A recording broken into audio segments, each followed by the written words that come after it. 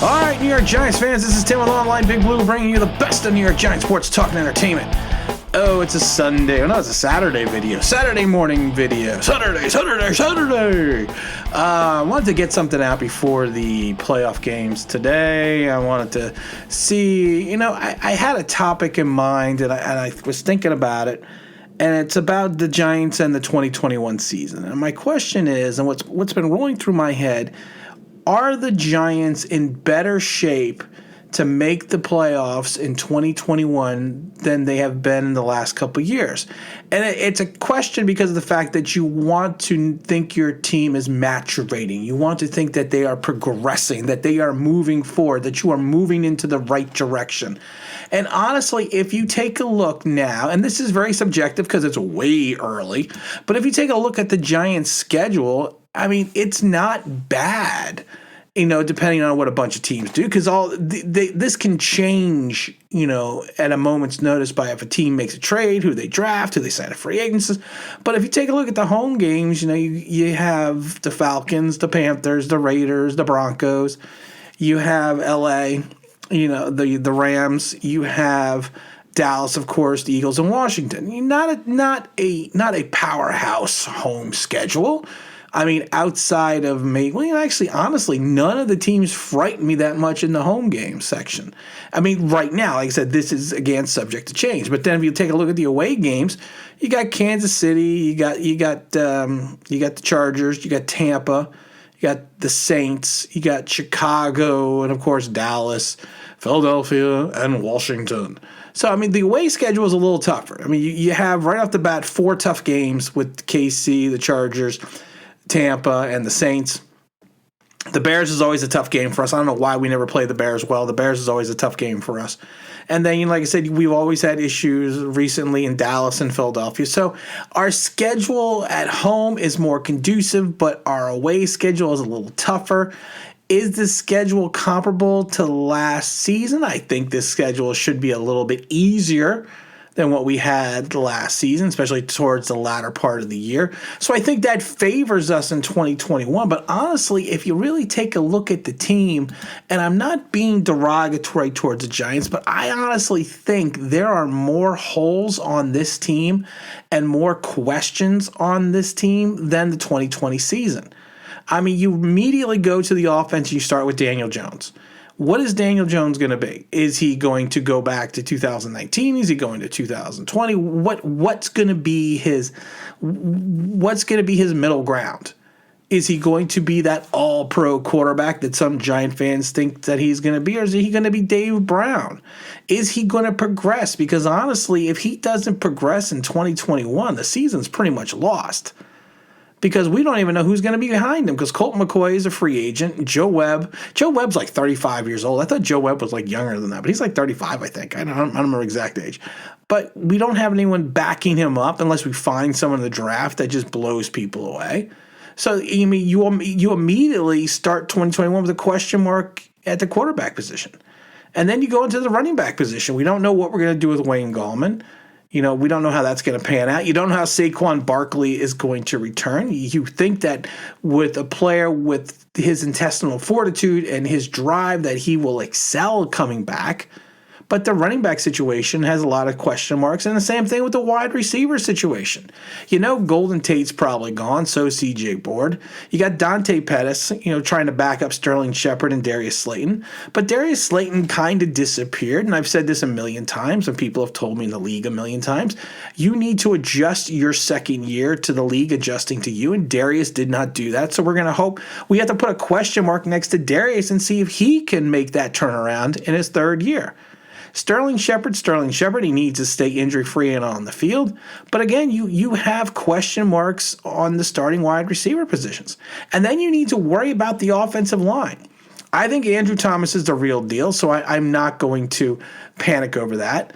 But then you look at the left guard position. Shane Lemieux was up and down. Will Hernandez, I still think we should cut Will Hernandez, especially since the fact that we have to give him that raise. Nick Gates was a pleasant surprise on the offensive line at center in his first season. But he was if you are honest about it, he was an average center at best. I'm not going to say that's a question mark, but you hope he progresses. We're probably not going to have Kevin Zeiler at the right guard or Cam Fleming at the right tackle. So you're going to have two open spots on the offensive line. That's not an ingredient to move forward. And then the tight end position. Well, we know the tight end position. We know the problems with the tight end position. Evan Ingram. Evan Ingram is just Evan Ingram. We don't know. And you got Caden Smith backing up. I know everyone loved Caden Smith. I was never a fan of Caden Smith, and I think this season proved why I was never a fan of Caden Smith. He's a third tight end at best. So you have question marks at the tight end position. So really just looking at the offense right off the bat, you have question marks at quarterback, running back, the wide receiver one position. You have questions at your left guard, your right guard, and your right tackle and tight end. So you really, and I'm not trying to be a downer about this, but these are the questions that we have going into the draft, and these are the things we need to look at. And then you break down the defense itself. You have to make the big question on Leonard Williams, what we're going to do with him. You have to make the question on Dalvin Tomlinson. Even Austin Johnson's a free agent. I personally, like I'm saying, you sign Dalvin, you let Leonard walk, and you go get a true pass rusher. I mean, there are less question marks on the defense, but you also have question marks at the right cornerback position, or the CB2. Isaac Yiadom's probably going to be gone after he gets his raise. Thank God. And then, you have issues again, even in the linebacker positions. Because you have to hope that Carter Coughlin progresses. You have to hope Tay Crowder shows something. Devontae Downs, to me, has proven he's nothing more than a fourth linebacker in the NFL. David Mayo is going to be gone. So in some ways, plus you have Cam Brown, you can hope happens to progress. So we have a lot of players that we are going to hope step forward on the defense. And we have to hope, and I've said this before, the league is going to adjust to the way the Giants call offense and defense in their rotational situations because they now have a full length of film, a full season of film. So they're going to have to now figure out a different way to rotate players in that will not show a pattern that offensive coordinators will try to figure out against the Giants defense. That's just the way it is. It's just the way the NFL is. It's like when the spread offense came in and the run and shoot and everything else, people were like, oh, the league's never going to adjust. No, it takes about a year. It takes about a year for the league to adjust. And when they adjust, they figure it out and they stop it. Same with the 46 zone with the Chicago Bears, the defense. People thought that was going to be a revolutionary defense that was going to carry teams for the next century. No. And it turned out, even in the Bears situation, the 46 zone only works when you have certain players playing it. And then once you lose that person and you lose the pressure, you're hanging out your defensive backs to dry, and that's what teams figured out. You pick up the pressure, you got one-on-one coverage on the outside, you just throw the ball deep. And it was easy to beat the 46 zone that way. So the NFL adjusts, and they do that all the time. So, what Patrick is doing is not revolutionary, having a substitutional defense. But the thing is, he's going to have to keep changing it to keep it fresh, to keep offensive coordinators on their toes. So, I mean, if I look at the Giants' defense going into 2021 without the draft, without free agency, I'm only seeing really the holes at the CB2 position and trying to figure out what we're going to do with Leonard Williams and Dalvin Tomlinson and getting a true edge rusher. Right now, we have so many holes on that offense. It's like I said, I believe it's worse than it was last year.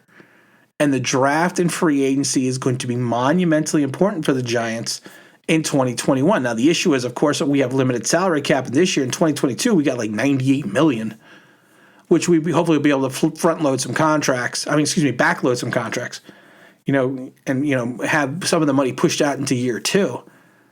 But is this the year, looking at this, that the Giants can push forward in the playoffs? I honestly think we're heading towards another, depending on what we do in the draft, how the rookies pan out. You're still probably looking at you're still probably another year away from making the playoffs. And that's not trying to be derogatory towards the team, because it's not. It's just being blatantly honest. There are so many holes on that offense. And like I said, you are going to create, potentially, you're potentially going to have 3 holes on the offensive line again. And you still have a mess at the wide receiver position. You still need to figure out your running backs, and you don't know what your quarterback's going to be. And that's a bad way to go into free agency and the draft and go into 2021. So let's hope that Dave Gettleman can, make some additional changes, figure some stuff out, make some moves, and like I said, it'll all change. It's all a fluid situation, but just looking at it right now and with the schedule on the roster, I still think we might be a year away depending on what happens in the draft and free agency. And again, this is Tim with Online Big Blue, bringing you the best of New York Giants sports talk and entertainment. And as always, if you could subscribe, if you could ring that bell, I think you know what that means, that'd be awesome.